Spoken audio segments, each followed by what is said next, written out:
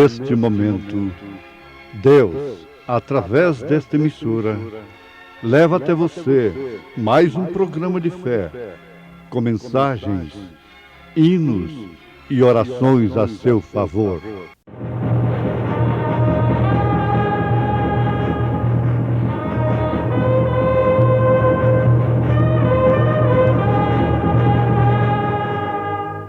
Fé para vencer. Somente crer, somente crer, tudo é possível, somente crer, somente crer, somente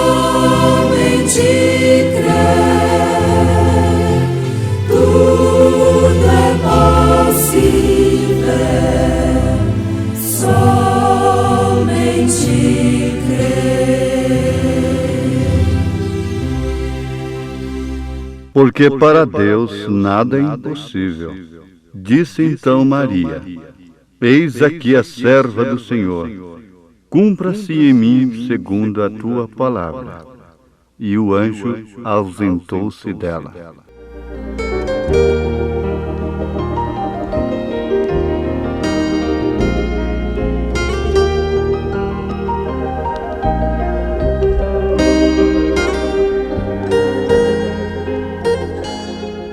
Como Moisés, como Abraão, Maria não estava pedindo, nem tampouco desejando aquilo que recebeu.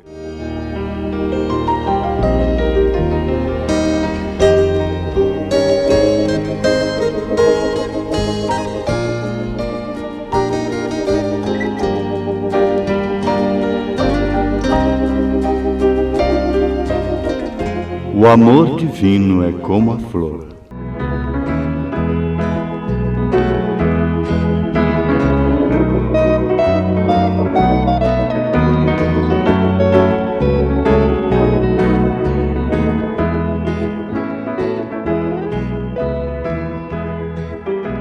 Ter fé numa promessa que você não estava buscando, nem tampouco desejando, nem mesmo pensando naquilo.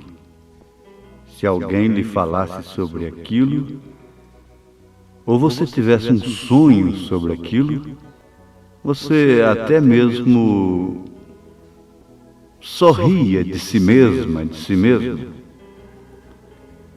Mas ouvintes, pensar nisto é bom, pensar nisto é edificante e maravilhoso para nossa fé.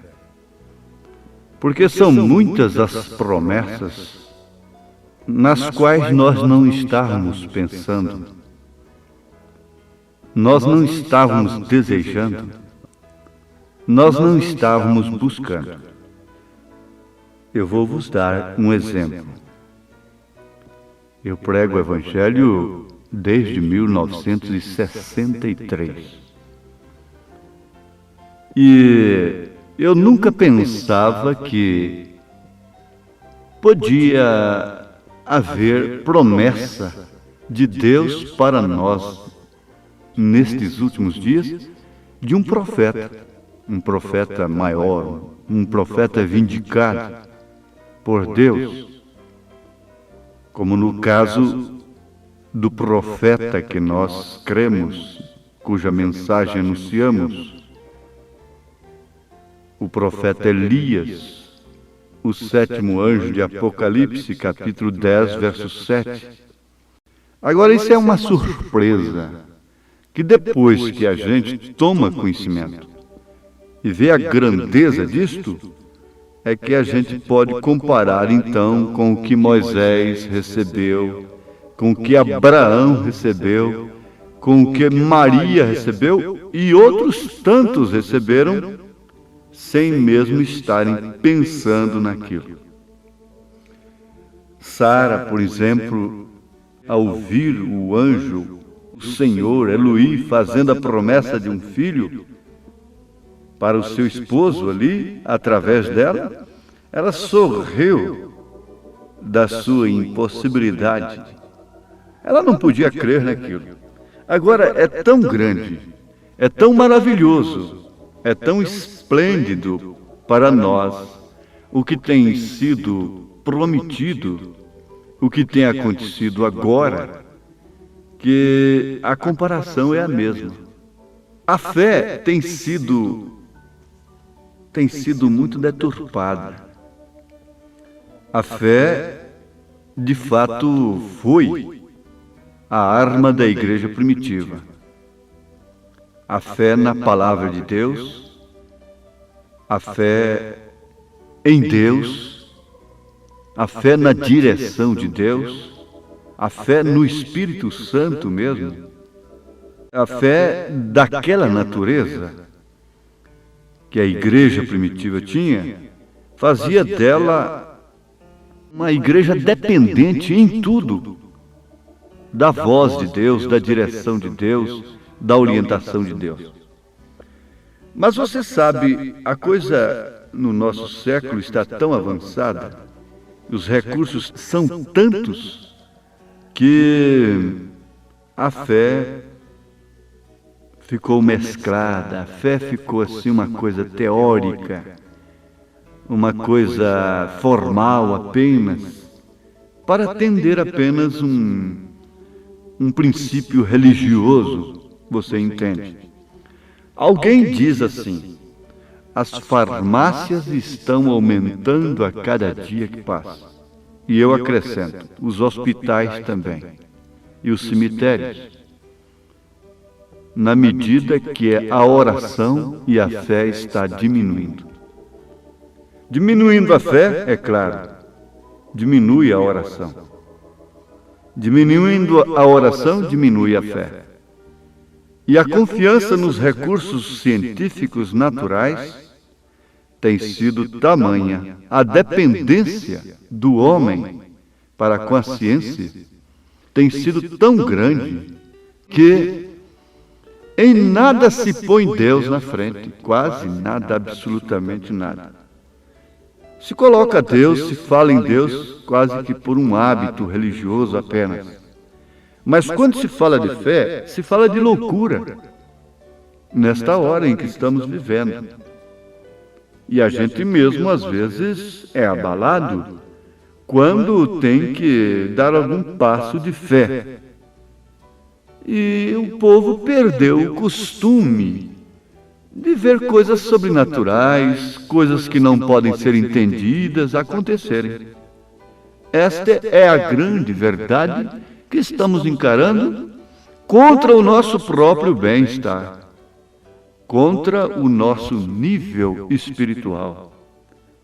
O Evangelho tem se tornado um evangelho mecânico apenas, teórico, formal, a pregação do Evangelho. Aquele Evangelho que Paulo disse, do qual não se envergonhar, por ser o poder de Deus para a salvação de todos que creem. Aquele Evangelho que ele disse que quando chegou ali, não foi com sublimidade de sabedoria humana, mas no poder e graça do Espírito Santo, querendo saber somente uma coisa entre aqueles irmãos lá de Corinto, que era Cristo e este crucificado, aquele Evangelho que ele disse ser a loucura da pregação, mas que é a salvação. Praza a Deus salvar os crentes pela loucura da pregação.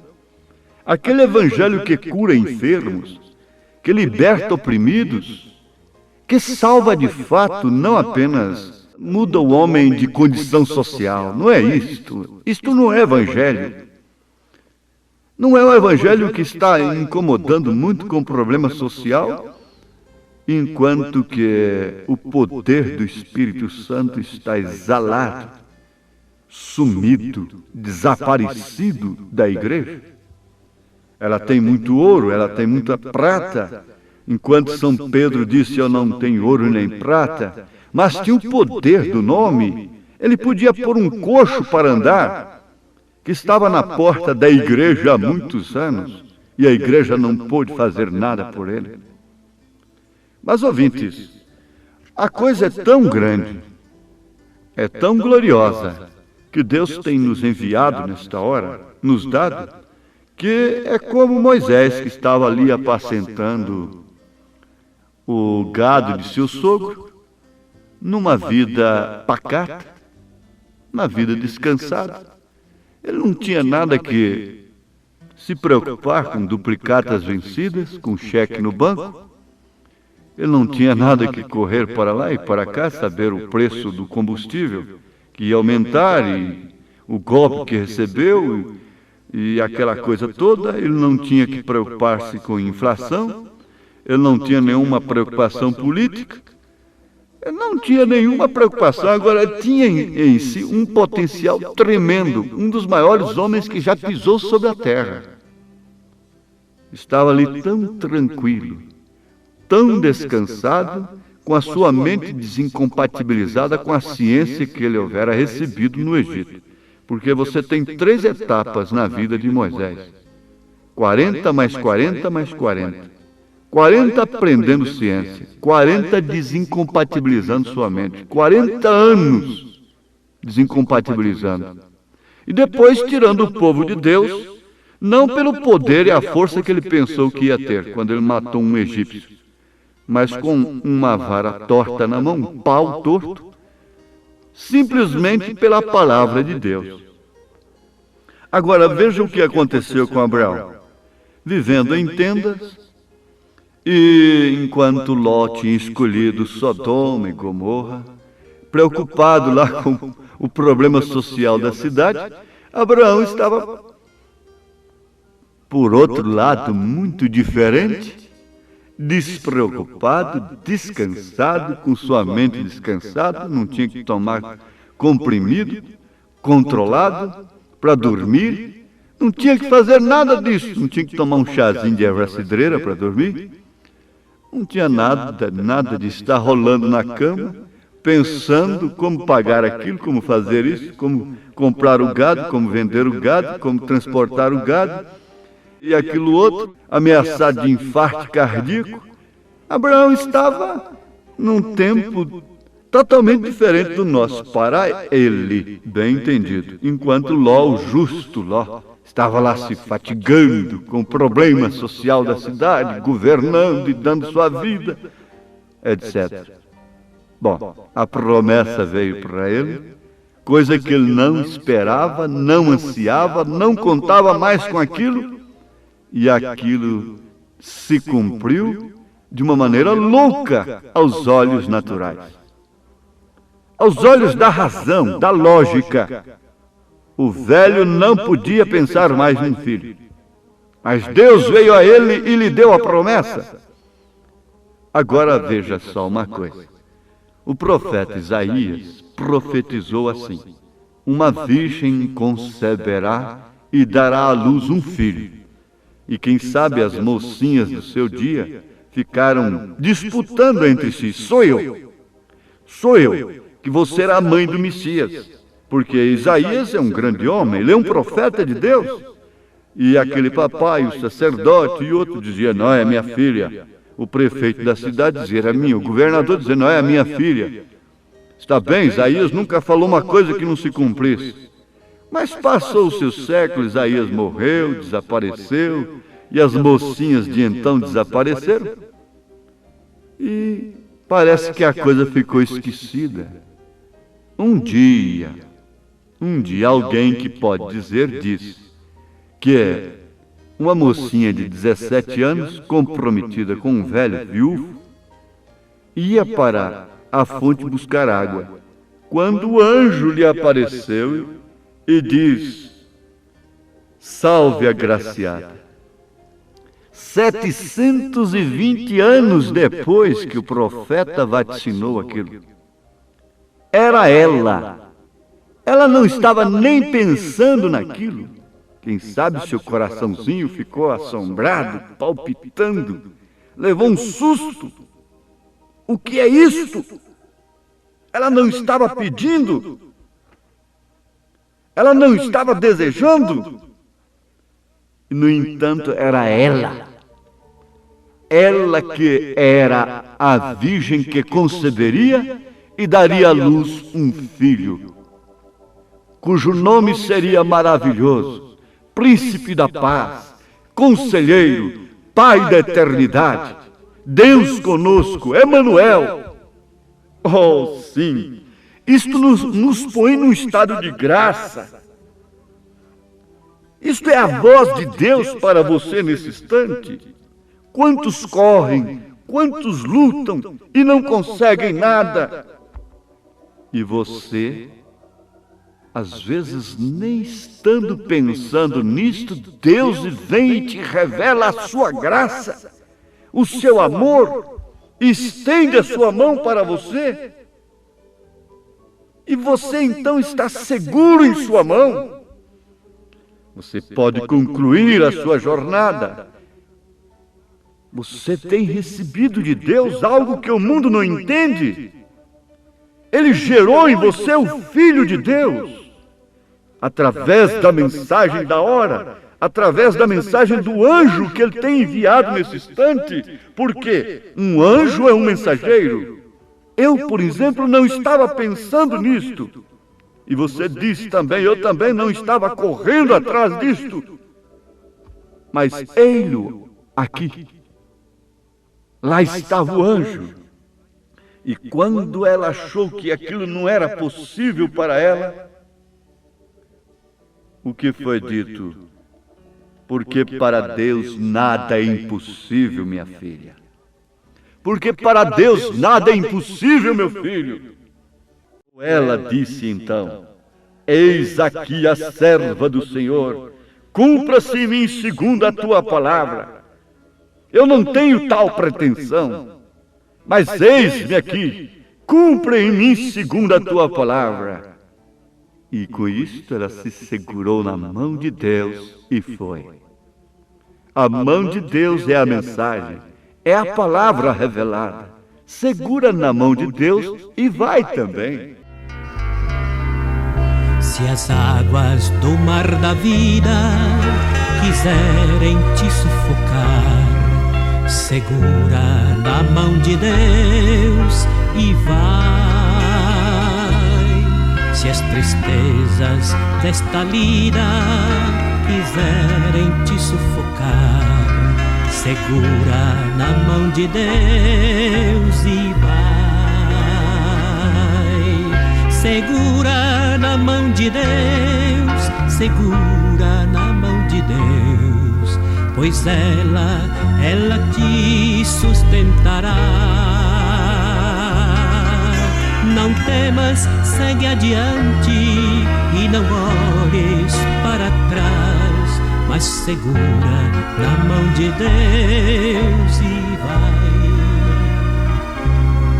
Se a jornada é pesada e te cansa a caminhada, segura na mão de Deus e vai.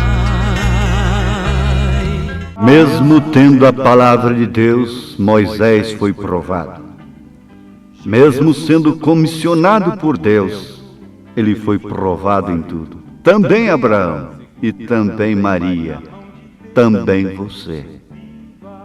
Se você algum dia tem recebido a promessa do Senhor, você terá que tirar a Satanás de sua frente para levá-la a cabo. Crê somente, segure na palavra, tenha fé em Deus, levanta-te em nome do Senhor Jesus Cristo. Isto é uma vida mística.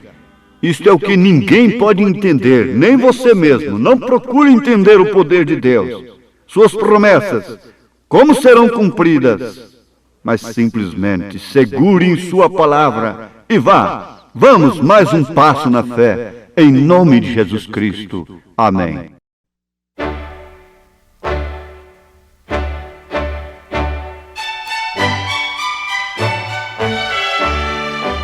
Ouvintes, escreva-nos pela caixa postal de número 15.020, 15020, CEP 74 501 970, Goiânia, Goiás.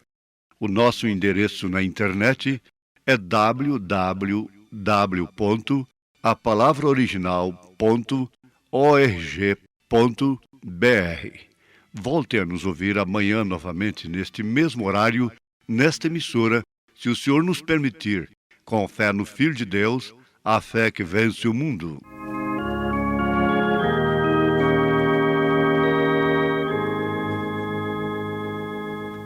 Seguro estou, não tenho temor do mal, sim guardado pela fé em meu Jesus.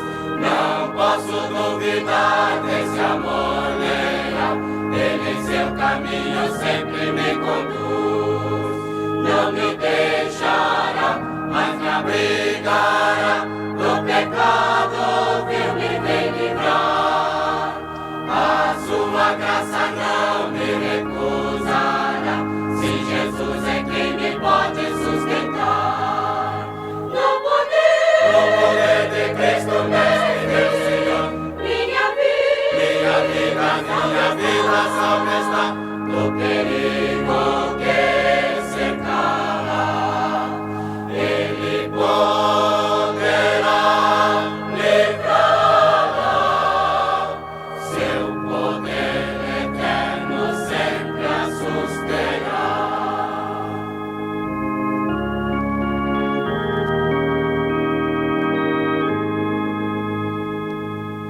Amigo eterno tenho no Salvador, ele esconde a minha vida em seu poder. Eu recear não posso do mal feito, que procura ter-te-nas enfraquecer. Confiando então nessa proteção, sigo a Cristo e quero ser fiel. Na minha vida cheia de gratidão, sim, é meu Senhor e Rei Emanuel. No poder de Cristo, Mestre, meu Senhor, minha vida salva está, do perigo que cercará. Ele poderá livrá-la, seu poder eterno sempre a susterá.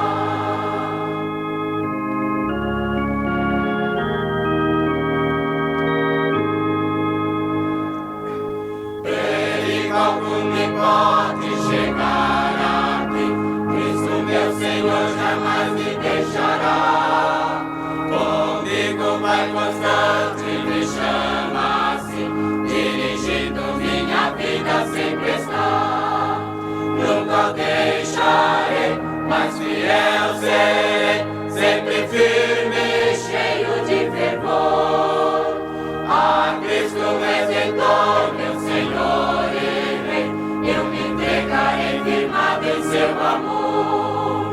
No poder de Cristo, Mestre, meu Senhor, minha vida salva está, do perigo que